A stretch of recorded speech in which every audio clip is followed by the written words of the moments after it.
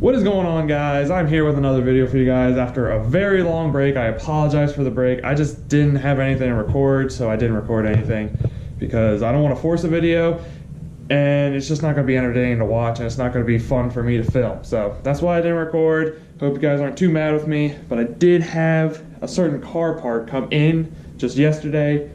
I guess you guys are wondering, but I'll give you a little sneak peek right here. Yes, well, it's from Invidia, if you haven't already figured out. I know it's upside down. But anyway, I'm gonna pull it out and we're gonna install it right now. So, give me a second. I already opened the box because I was too excited. So, don't get mad at me. Oh my. Hopefully you guys aren't pointing too far down. So, I'll get it shot.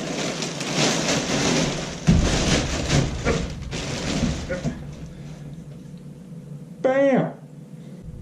This is a downpipe, 3-inch downpipe. Got the cat with it because I have to have a cat to pass inspection for PA. Yeah, we are going to install this. I don't know how long it's gonna be because I've never installed it. Yeah, but let's get out to the garage and, you know, get this puppy in. Alright, we are in the garage. I apologize for the mess, but our garage is always a mess, but here we are. I don't know if I want to do a how-to or just basically install this. I mean, the lighting's kind of bad in here, so I apologize about that. But, yeah, it's too cold outside, so I don't want to open my garage door. So, maybe I can think of something. I don't know. But yeah, let's just get into this. I'll read up on some stuff. Apparently there is a couple bolts on, let's see if I can get a light, on the heat shield. You can see, I don't know if you can see, there's one. There's one right there. And yeah, I have no idea where the other ones are, but when this gets off, I will show you. So I'm probably just gonna do a time lapse or just cut or something like that. All right, so I'm gonna get that off and I'll get back to you. Heat shield's off. Oddly enough, I had to take off 2 bolts. That's not right. There should be one there, one there, one there, and 2 down there. But I only had that one, so it should be like facing like this. So if you need references, you know, there's the holes going here. Let's see if I can shine the light. Yeah, there are the holes on the side that's going to be facing you. That's the hole on top. And on the other side, oh, that should just be one side. So it all should just be facing you, basically.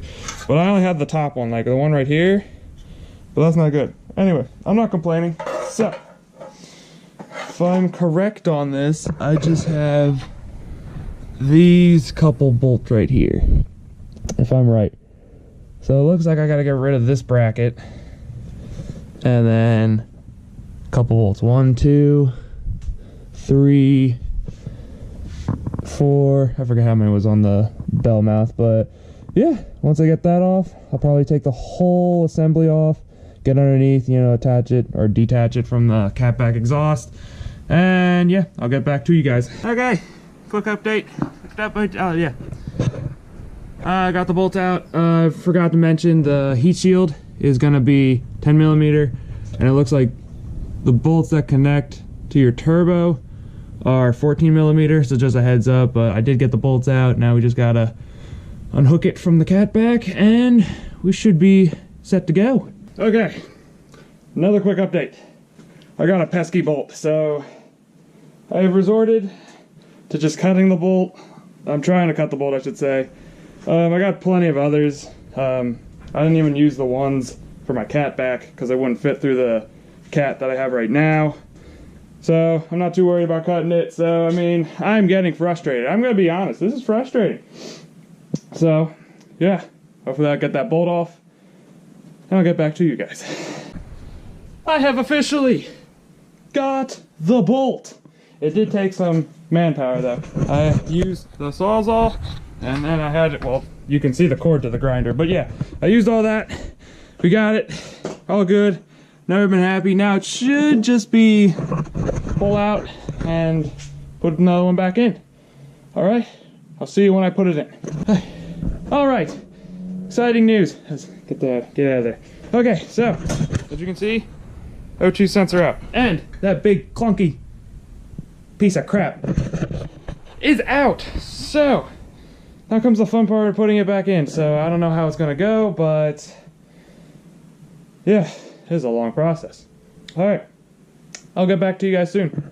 Okay guys, finally it is in.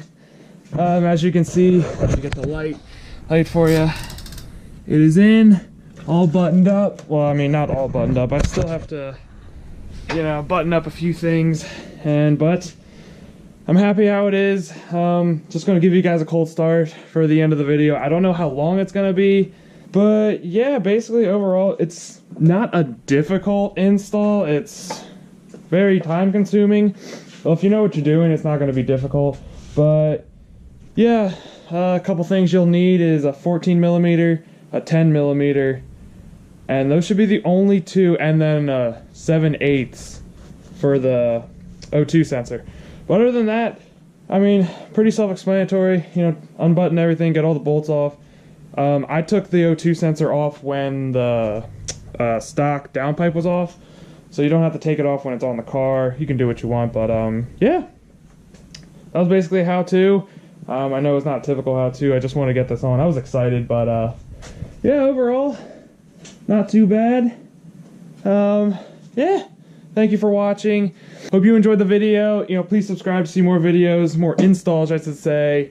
And yeah, give a like, and I'll see each and every one of you in my next video. All right. See how this is?